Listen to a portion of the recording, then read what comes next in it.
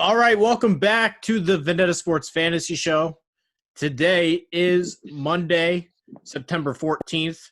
We just finished week 1 of the 2020 NFL season. So we're going to do a little recap on all the games for Sunday. With me is Jeremy Rinaldi. What's going on today, Jeremy? How's it going?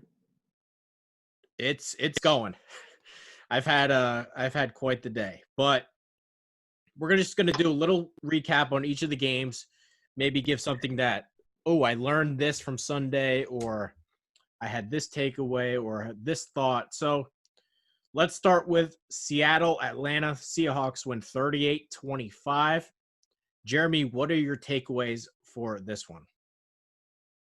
One thing in that game that I was really interested in was Chris Carson only had 6 rush attempts. Now, he scored 2 touchdowns, both receiving. He's had a good fantasy day. I got him in our league. He got me 18.6. Still had a good day, but I think that's something to definitely note, that he only had 6 rush attempts, especially in a game where they were up the whole game. And definitely in this Atlanta game, your guy was Calvin Ridley. He had a big game. I think he had 9 for 130 and 2 touchdowns. He had a huge game. Julio Jones had 157 also, so it looks like the Falcons, even though they got tied early, it looks like they're going to continue throwing the ball just like they do year in and year out. Yeah, for the Seattle point of view, it was they actually let Russ cook. People have been clamoring for that for a while. He only went 31 of 35 for 4 touchdowns, and they put up 38 points. So it clearly worked. But yeah, you're right. To me, it was, how did Carlos Hyde get more carries than Chris Carson? That's weird. The other thing from the Atlanta side, and you already talked about this, but Calvin Ridley, thank you. Thank you, Calvin Ridley. The other takeaway I had is Hayden Hurst, 3 catches, 38 yards in a game they were trailing the whole time, and Matt Ryan throws for 450. What does that say about Hayden Hurst? Yeah, me and you both, we talked about it in one of the previous shows that neither of us were high on him. And week 1, he didn't change that opinion at all. Yeah, I've never got the Hayden Hurst thing. I couldn't believe they gave up a second-round pick for that guy. Matt Ryan throws for 450, and he puts up 38 yards. Not a good sign. Next game, Jets-Bills. And just from watching this one, the Bills, to me, have significantly more talent. Le'Veon Bell gets hurt. The Jets are just the Jets again. Jeremy, what are your takeaways here? Yeah, I mean, I just feel bad for that Jets defensive line. I mean, they got some dogs on that defensive line. They played a great game against the Bills rush. They didn't get a lot of pass rush at Josh Allen. Josh Allen had a good game, but I don't think with the Jets offense, they just don't even have a chance. It seems like against teams that have a good roster. I mean, the only wins I think the Jets can get are wins against just other bad teams. I'm still not on the Sam Darnold hype train.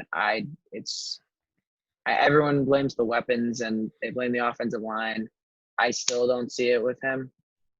And that's where we'll disagree, because I just don't think anybody's winning with this team. It's beyond bad. Frank Gore is your leading rusher in this game. Jamison Crowder goes for 115. I think for Darnold to keep that game within 10 is actually pretty good. Buffalo hammered them the whole game. It was only a 10-point game. Yeah, I agree. I don't think anyone's winning with that Jets team. Nobody. I'm still not with Sam Darnold. I just don't like what I see from him.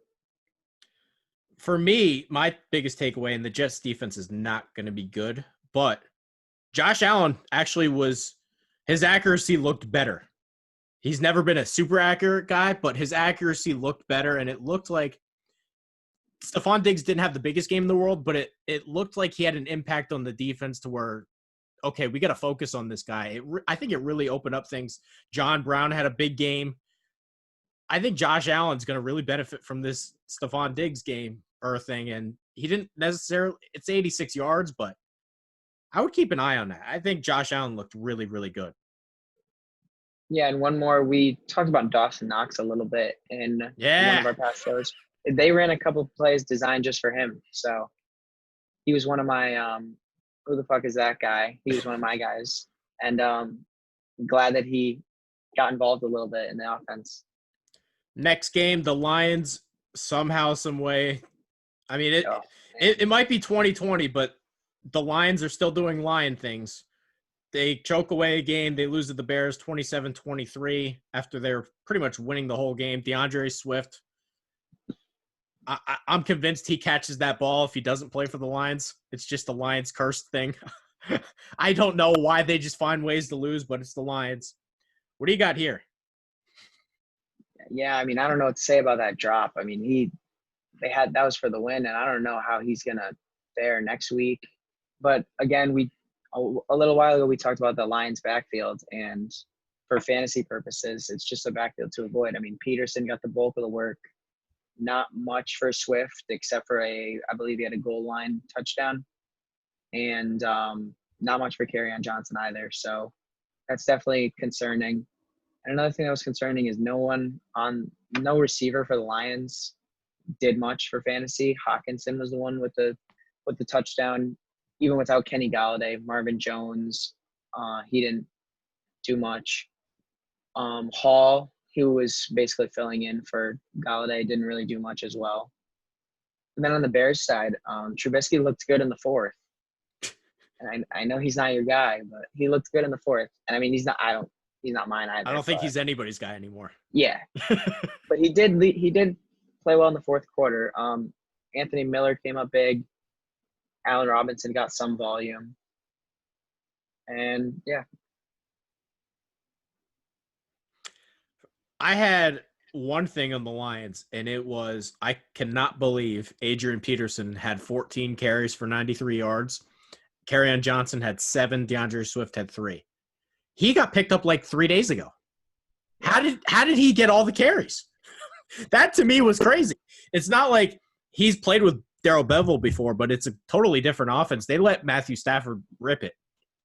I can't believe he got 14 carries. I can't believe it. Yeah, and the one thing is Swift was hurt in practice this week, so they could use that as why he got a small amount of carries. But definitely I'm surprised that Kerryon Johnson didn't get the bulk this week just because Swift was injured, and I don't know why Peterson got more. For the Bears side of things, I do have one thing, and maybe this is a week 1 overreaction, but what's the chance Anthony Miller outscores Allen Robinson this year? Maybe it's not a high chance, but the fact that their targets, their yards, and Miller had the touchdown, the fact that it was kind of similar in the targets and yards thing, is there a chance that – because I think Anthony Miller is actually pretty good. Is there a chance that he eats into Allen Robinson's little target share more than we think? I think there's a small chance of that, definitely, especially seeing that Trubisky trusted him with in the end zone to take the lead. I do think he's a guy with talent. And last year I believe he struggled with some injuries. So yeah, he did. Yeah. Heading into year 3, this is kind of the year that wide receivers pop. I don't know. If you're an Allen Robinson fantasy owner, I would be a little worried. Next game, Green Bay Packers, Minnesota Vikings. Aaron Rodgers was out for blood. He was on fire. Green Bay wins 43-34. What do you have here? Yeah, Rodgers came out throwing, and it just it shows how those guys can still be fantasy relevant. I mean, Devontae Adams, I forget how many. I think he had 14 receptions. Yes. I mean, 14 receptions. I mean, he didn't even need a touchdown. He had a monster fantasy day, and he had 14, or I think 156 and a touchdown. Just a huge two day, scores. or 2 touchdowns, yeah. And Allen Lazard caught one too. He was the guy they're saying is going to be the wide receiver too. So he could be a waiver ad in some leagues. And from the Vikings point of view, Dalvin Cook got involved with 2 touchdowns, but he didn't have the best game on the ground. They were losing the whole time too, though. Yeah. And I mean, Thielen's touchdowns were garbage time touchdowns, but it's still nice to see that, he's going to get involved a lot of the passing game and in the red zone. Yeah, my biggest takeaway here was actually A.J. Dillon, 2 carries, 14 yards. Did we panic a little bit to the point where maybe Aaron Jones is just the guy and we should not have ever worried about A.J. Dillon? I don't know if that's the case because I mean Dylan, I'm surprised he didn't get some at the goal line. I feel like That's my thing. He didn't get I feel any like goal line stuff. in the coming weeks he will. Plus they still do the possessional change. They get Jamal Williams involved a lot in each possession. So I mean, I guess you could say the same thing about the Browns and Kareem Hunt, which I'm sure we'll talk about with Nick Chubb. But it's not like the best feeling to know that you're starting your RB1 has a backup running back who's very capable. It's not the best feeling. So I don't think we panicked too early. The other one I had is, and I have Adams in my big league, but I just need to call out Scott here because he had Adams on his don't eat the cheese list. If Rodgers does this, he's going to be the number 1 or 2 wide receiver in fantasy. No question. Totally. Yeah. Viking side of things, losing the whole time. Cook gets in the end zone. Madison actually had 50 yards on 6 carries, which is really, really good. Yeah. Thielen got involved. I just want to know if Justin Jefferson didn't have a big game. Does any of these guys break out? Somehow Olabisi Johnson was the second leading target guy here. Yeah, that actually doesn't surprise me. I was someone who thought that the Justin Jefferson hype was a little too much. I heard a lot of people saying he was going to be the number 1 rookie fantasy receiver. Oh, and that's crazy. Okay. I didn't think that either. Okay. So, like, it doesn't surprise me that much. I like Jefferson, but not didn't get that. involved. That's a little much. No, yeah. I think that's ridiculous. Miami Dolphins, New England Patriots. Patriots win 21-11. I think the only thing I really have here is Cam Newton actually looked really, really good. 15-19, didn't throw for a ton of yards, but he looks healthy. That's the good news. He looks healthy. Yeah. And he had 15 designed quarterback runs. Not scrambles, designed quarterback runs, which means they felt good about him running the ball. Yeah, and just from a fantasy standpoint, I mean, other than Newton, not a lot of people got involved from New England. And same with Miami's side. I mean, Fitzpatrick looked bad. So the receivers, Parker and Preston Williams, didn't really have a chance. Fitzpatrick is starting week 2. They already announced that, which I still think smart because, I mean, I don't think we're going to make the playoffs or anything this year. So I don't want to rush to but I mean, you got to, like, if Fitzpatrick keeps this up, like another bad week, are any Dolphins receivers playable from a fantasy standpoint? That might be a question. Yeah, personally, I wouldn't play Tua snap this year. I would just let him sit the whole time. Neither would I. That's what I said going in. But I do think they'll play him. So they definitely will. So my question is, when do they play him? That's looking sooner. Like, because I looked at their schedule, and it's actually a brutal schedule. They get Buffalo next week. That's a rough defense. Jacksonville, which is – they actually do think, like, Josh Allen's really good. They have some guys. It's not like Miles Jack. Henderson had a monster game. Yeah. Then they get Seattle. Then they get San Francisco. Then they get Denver. Then they get the Chargers. I feel like if you're going to put Tua in, it would be after that. Or maybe even wait another week because you don't want to see an Aaron Donald either. Because I just think their schedule's brutal. Why would you want to throw him in during that stretch? Yeah, I hope they don't. I know they will. But that's the problem is if Fitz keeps playing bad, like Tua better not come in like week 4 or week 3. That's too early. There was one surprising thing for me. Myles Gaskin leads the Dolphins in rushing, attempts. If you're a Jordan Howard fantasy owner, 8 carries, 7 yards. He did score, but are you panicking here? I think if you're a Jordan Howard fantasy owner, you should be panicking anyway because he's not going to get involved in the passing game. He's not going to get a ton of rushing yards because that offensive line isn't great. And he's not going to surpass 15 carries in a game. So, I mean, for me, I think that's already causing concern. Because in our league, Chad's starting running back is Jordan Howard. He's his number 2 running back. After a game like that, I would be freaking out. Yeah. Eagles, Washington football team, Redskins Washington with a surprising 10-point win, 27-17. Carson Wentz got absolutely obliterated. He got pretty much sacked on every dropback, or at least faced pressure on every dropback.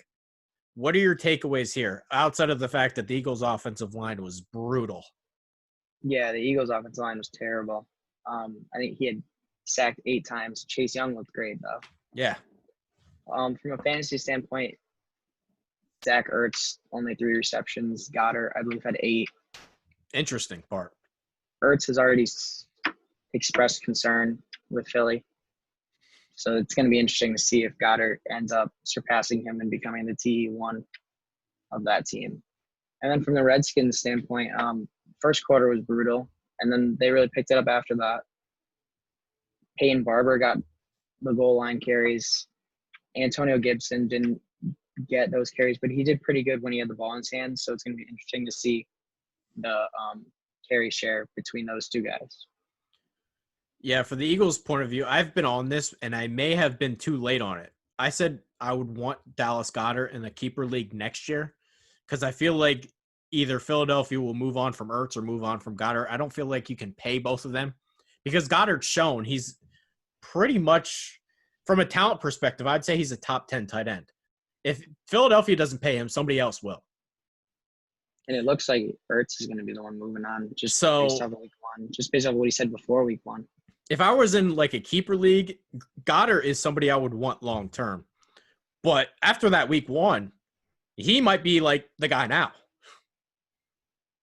Yeah, he definitely can be. And then another thing with the Eagles is they didn't get much in the rushing game. Miles Sanders was out, but Boston Scott didn't do as much as they thought. And again, I think a lot of that is attributed to how bad the offensive line was. For Washington, I have 2 things on this. Number 1, I thought the Antonio Gibson hype was just completely ridiculous. The fact that he has 9 carries and Peyton Barber has 17 carries. I mean, people were acting like Antonio Gibson was like a starting running back for fantasy. The hype was out of control. So the fact that Peyton Barber got twice the amount of carries and all the red zone opportunities is a sign to me that, how is Gibson going to have value here? Because it's not going to be an offense that's moving the ball up and down the field. Right. I think the thing that a lot of people think about too is Gibson, he's a receiving back. So I think Ron Rivera, he had McCaffrey. Rivera drafted McCaffrey. He drafted Gibson. So you never know if he's going to use him like that, but definitely he didn't week 1. Gibson definitely needs to, get adjusted more as he wasn't a starter at Memphis.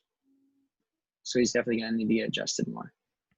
The other thing I had is Dwayne Haskins didn't play a great game, but I don't think he was bad either.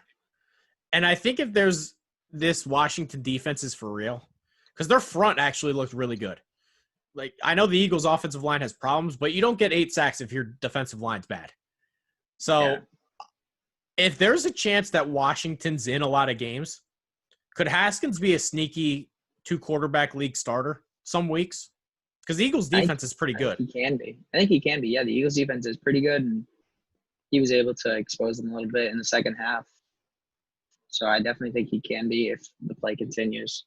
I think it's more against – right now you can only trust him against weaker defenses at the moment, but if he continues to play good. They play New York Giants. I would trust him that week. I would too, yeah. Panthers squeak out a 34-30 win.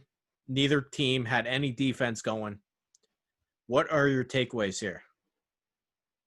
Josh Jacobs, 25 carries, 93 yards, 3 touchdowns. Got involved in the passing game more than he did last year. I think he had 4 for 46. Yep. He's going to be the guy, regardless of their wide receiver play. He's going to get 25 touches a game, it seems like. So I think that's huge from a fantasy perspective. In my main league, I got in the second round. It's a great day when your second round pick gets 38 points. And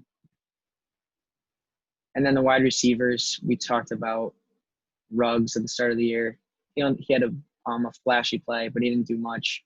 Bryan Edwards was a guy who I really liked. He only got 1 target, but he was on the field for the majority of snaps. Waller didn't get a ton of looks as well. So it's interesting to see how they're going to continue to use their weapons in the passing game. But right now, it looks like Jacobs is that guy. Yeah, Jacobs wasn't terribly efficient, just 3.7 yards per carry, but he was on the field the whole game. Yeah. So you have to feel like very encouraged if you're a Jacobs fantasy owner because they just didn't take him out of the game. He was either getting the ball like carry-wise or he was getting a decent amount of passing work. So if you're a Jacobs owner, you got to feel like he's a top 5 potential guy this year. Carolina side of it, I never want to panic in week 1, but I almost feel like if I can find a way to get rid of DJ Moore, and I don't have DJ Moore, if I'm somebody that has DJ Moore, I might be panicking a little bit because it wasn't the fact that, Carolina put up points, but Bridgewater was so conservative against a bad Raiders defense. It took him forever just to air the ball out. And outside of one big play to Robbie Anderson, he didn't have really anything going. I would be very, very nervous if I'm a DJ Moore fantasy owner. Yeah, I think that's definitely smart. Robbie Anderson got more targets. He got more receptions as well. There's still Curtis Samuel. And, I mean, Bridgewater, this was his first game with the team, so you don't know who his favorite target's going to be just quite yet.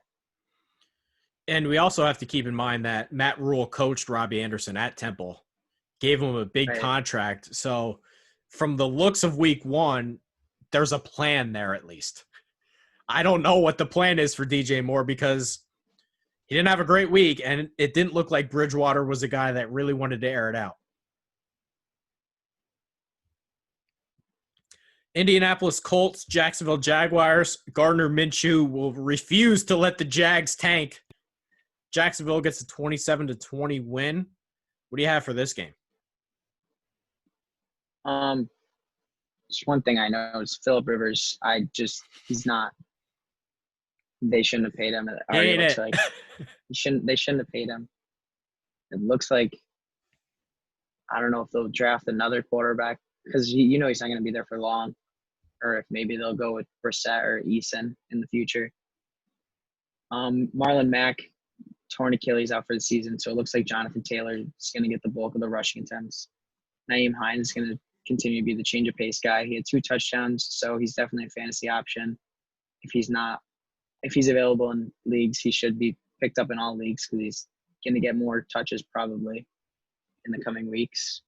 For Rivers, he threw the ball to Paris Campbell a lot along with T.Y. Hilton, so that's interesting if Campbell can sustain the usage. And then from the Jags standpoint, their defense looked good.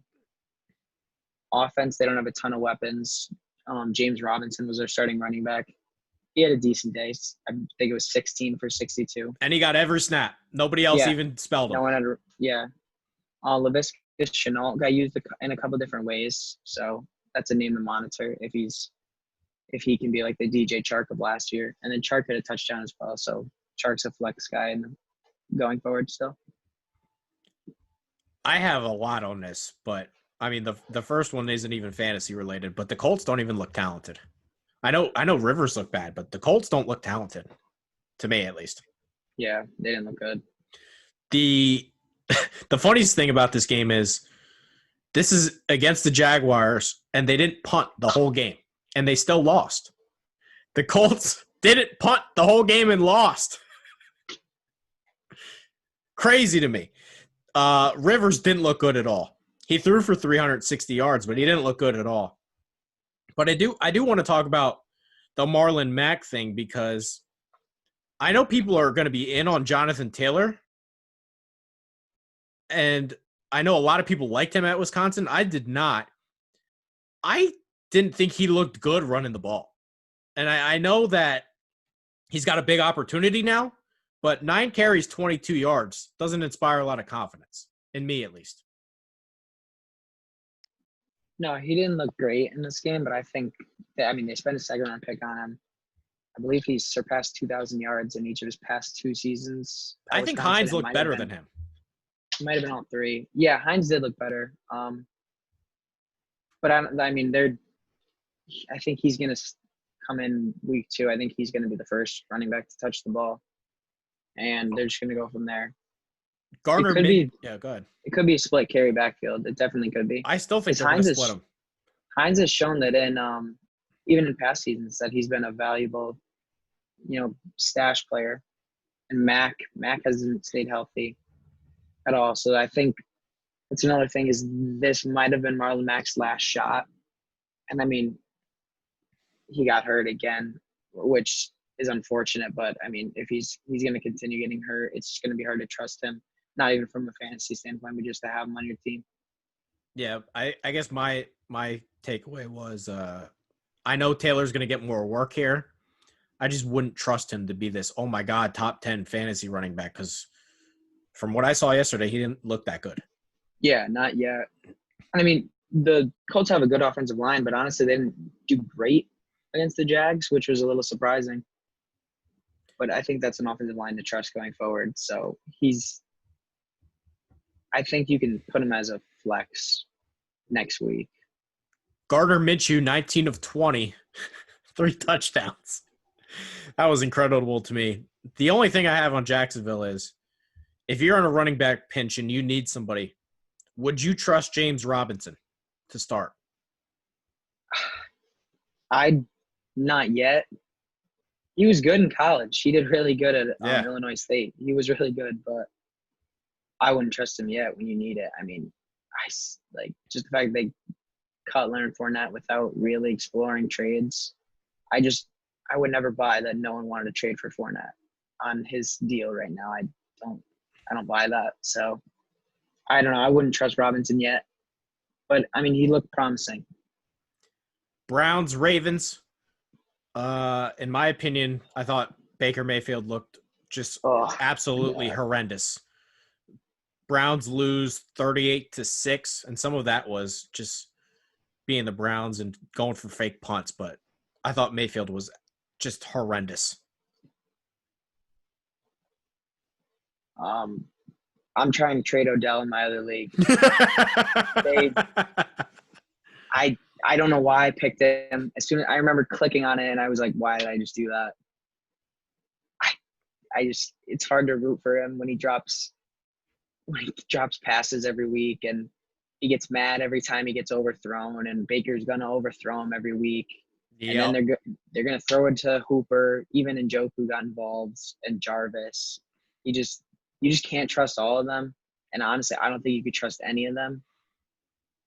I'm hoping that Galladay plays next week so I could pinch Odell. Even against the Bengals, I just really don't want to start him. Yeah, and the Bengals, I mean, they didn't do bad. The Bengals held on Keenan Allen, so I don't really want to start Odell next week. Le'Veon Bell and Odell Beckham I will never draft on my fantasy team ever. Mayfield, 21 of 39. I don't understand how you throw the ball close to 40 times and don't throw for 200. He averaged 4.8 yards an attempt, which is gross. And so many of his throws were just, awful. So many of his throws, I didn't think the Ravens defense came out, fierce either. It was they didn't even need to. Yeah, it was bad. The thing I would point out is I would be terrified if I have Nick Chubb. I'm almost going to put my hand up and say, I'm going to say I'm wrong here, even though it's week 1. Because I said before the year, it's Kareem Hunt. I think Chubb will just take all the carries. They'll be fine. Kareem Hunt outrushed him and outcarried him. That's a red flag to me. Yeah, it definitely is. And I brought it up earlier. I think that's definitely something that you should be concerned about, especially if you spend a first or second round pick on Chubb, depending on how many people you got in your league.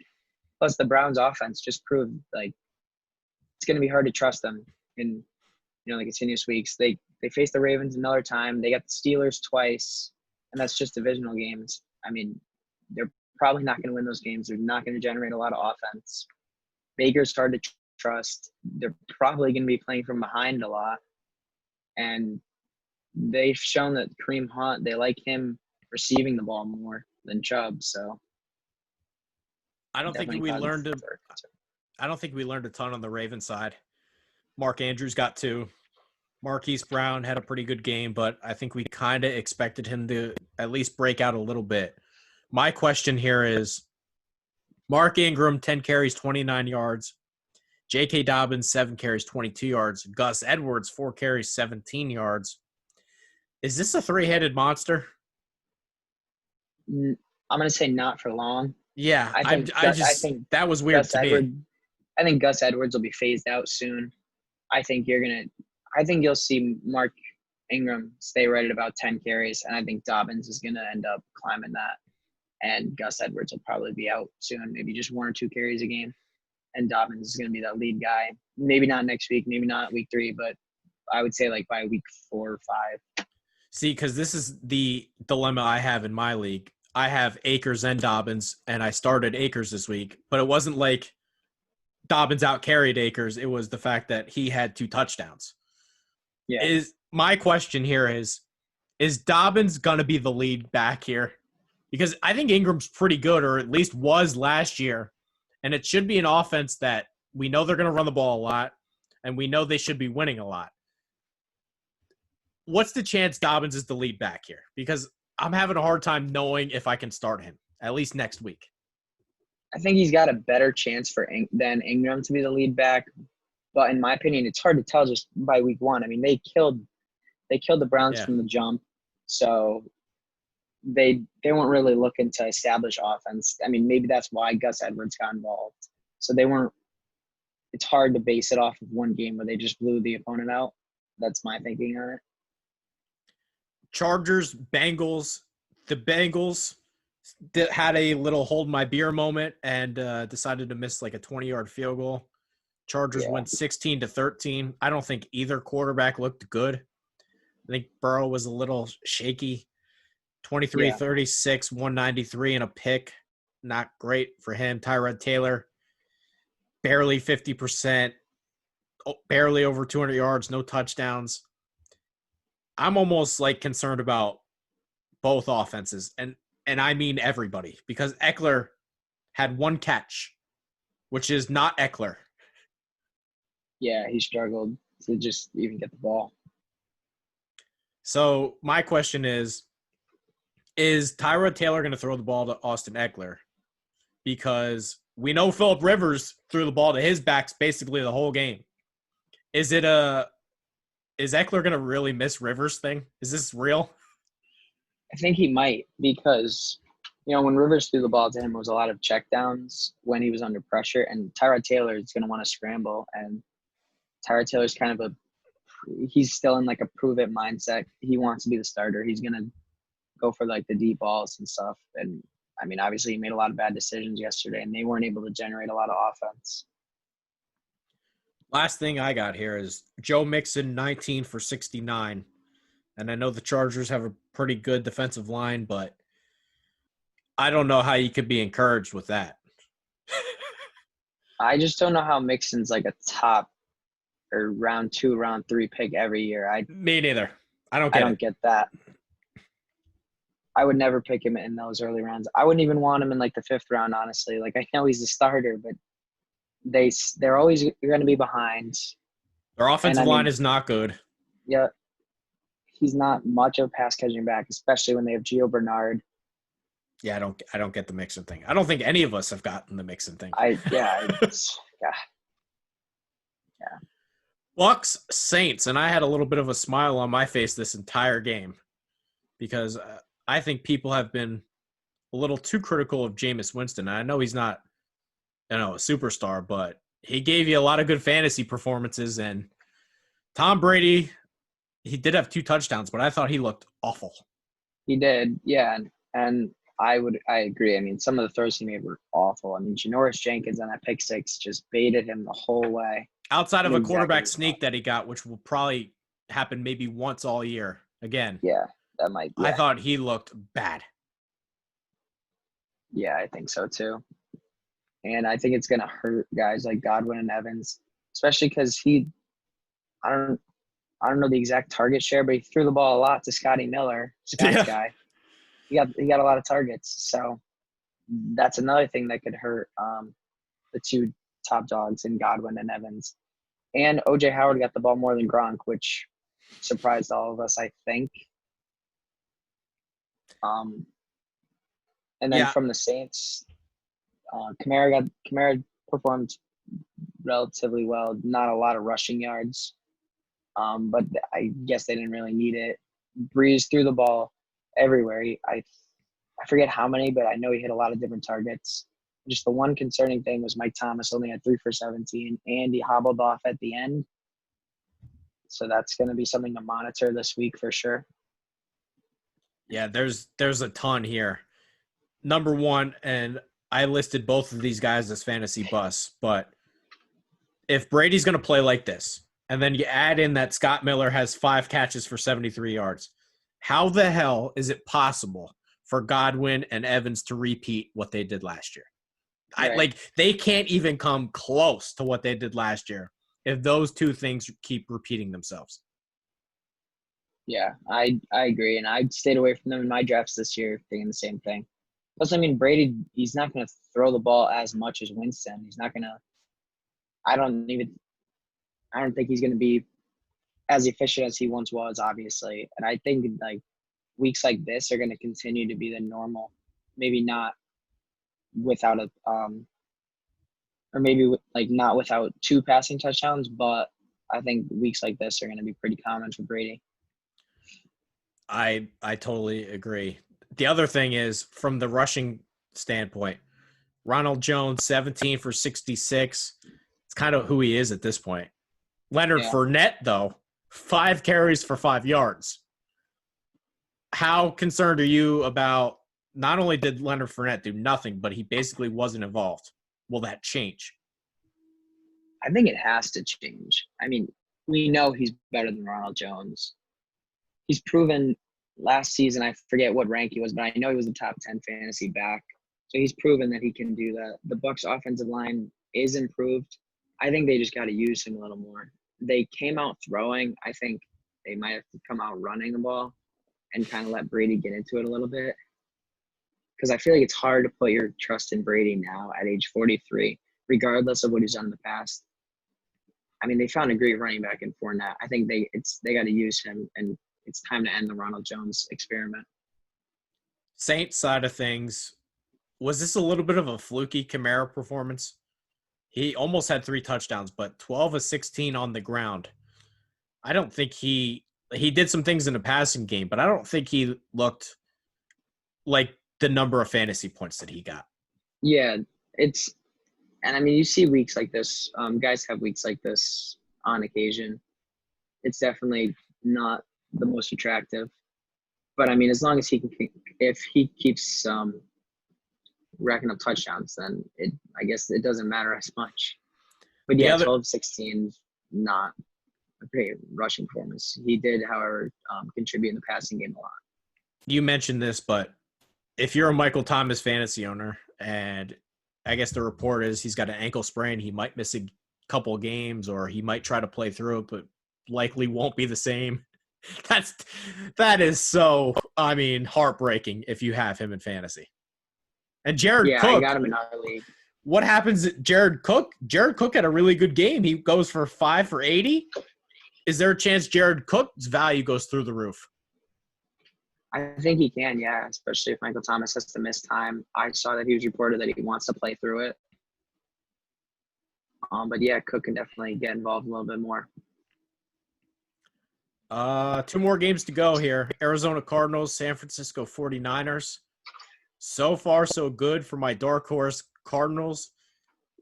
DeAndre Hopkins got robbed on a touchdown, but otherwise he went 14 for 151, had a hell of a game. Kenyon Drake, not a super efficient day, but he got a touchdown. Murray's rushing potential is what really, really made me happy. Cardinals win 24-20. What do you have? I mean, just the connection that Kyler and Nuke established right off the bat was great. He had 14 receptions. Could have had a touchdown if he just his knee went down at the 1. Kyler looked great except for that one pass which was tipped. Which is going to happen because he's like 5'8". Right. And the one thing, I mean, I wasn't as high in Kenyon Drake as everyone else was. And I mean, Chase Edmonds got involved, so I think that could be something to monitor, even though Drake had a great finish to last season. And then, I mean, from the Niners standpoint, just Garoppolo looked bad. He did. I was really disappointed. That last possession. It's not a Cardinals defense that is like overloaded with guys either. he had Bourne in the end zone. Bourne hit that double move. He beat two guys to the end zone. Garoppolo underthrew him by 2 yards, and it hit Peterson in the back. And then even the fourth down play, he threw it behind the guy. I've been a Garoppolo defender, but you can't defend that performance. That was bad. The other thing to me is Mostert, 4 receptions, 95 yards, and I know one was a big one, but if they're going to use him in the passing game and they're going to give him a bulk of the carries, Mostert could be a super valuable fantasy guy. Yeah, I don't know how much you can look into that just because the bulk of it was on one reception, like you said. I mean, he didn't get touched. It was a miscue between I think it was actually Isaiah Simmons, the first round pick, who he beat in the middle. It was a miscue between him. But he got all the carries, basically. He did, yeah. McKinnon, he's going to be involved in the pass game a little. Tevin Coleman, I was surprised wasn't involved much. Yeah, like nothing. That was crazy to me. Yeah. So I think Mostert's the guy for now. But, again, you never know with Shanahan. He changes it up. All right, last game. Cowboys-Rams. I think Dallas got hosed a little bit for that offensive pass interference that probably shouldn't have been. But yeah, I don't think Prescott looked good either way. Zeke Elliott was a beast, though. 96 on the ground for a touchdown, and he did a lot in the passing game. Cooper had 10 receptions. CeeDee Lamb was really involved, which surprised me. Rams side of things, I think Goff looked okay, but I think McVay had him a little fooled in the first half. The only other thing here is Malcolm Brown. My goodness. He gets both touchdowns, 79 yards, looks better than Cam Akers. That, to me, was a eyebrow raiser.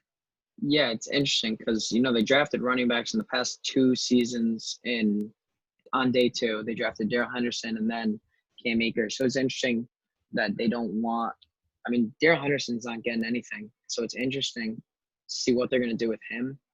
And then I guess it's between Brown and Akers, and Brown definitely had the better game.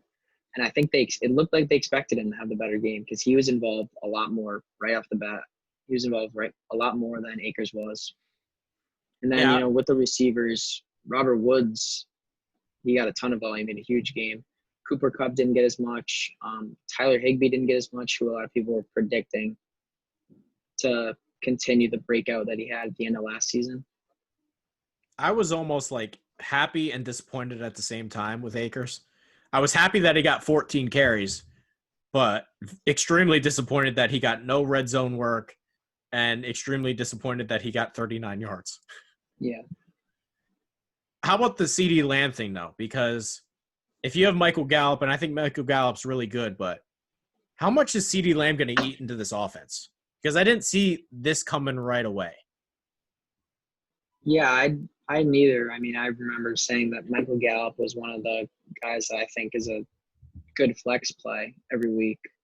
Just because, I believe he surpassed 1,000 yards last season. But CeeDee Lamb's a guy that Dallas didn't want to draft, but when he falls in the lap, you have to pick him. So, getting to use him, it's like a blessing for them. So I think he's definitely going to get involved, and if he can establish a good connection with Prescott, even though Prescott didn't play the greatest game, Cooper and CeeDee Lamb were involved a lot. And Jarwin just went down. So yeah, that's a bummer. The tight end play is going to go down even more. So it's basically just going to be these 3 guys.